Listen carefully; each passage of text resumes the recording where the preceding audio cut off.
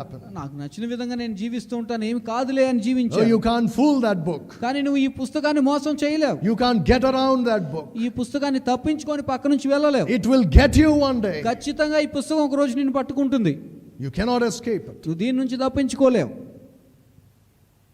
Be careful what you do with that book. ఈ పుస్తకంతో నువ్వు ఏం చేస్తున్నావు అన్న విషయంలో జాగ్రత్త కలిగి ఉండాలి. Whether you bear fruit నువ్వు ఫలాలు ఫలించినా or become barren, wither and die depends on what you do with that book. లేదా ఫలింపు లేకుండా తెంచివేయబడి ఎండిపోయి అగ్ని చేత కాల్చివేయబడి విధంగా నువ్వు ఉన్నా దాని అర్థం ఏంటంటే నువ్వు ఫలించినా ఫలింపకపోయినా ఈ పుస్తకంతో నువ్వు ఏం చేస్తున్నావు అనేది ప్రాముఖ్యం.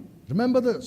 ఈ విషయాన్ని జ్ఞాపకం Even ఉంచుకోండి. your fellowship with Jesus Christ is based on this book. మీ సహవాసం ప్రభువైన యేసుక్రీస్తు వారితో ఏ విధంగా ఉంది అనేది కూడా ఈ పుస్తకం మీద ఆధారపడే ఉంది. Remember what we read in John 15:1-8. యోహాను సువార్త 15వ అధ్యాయం 1 నుంచి 8 వరకు ఏం చదివామో జ్ఞాపకం In చేసుకుందాం. one of those verses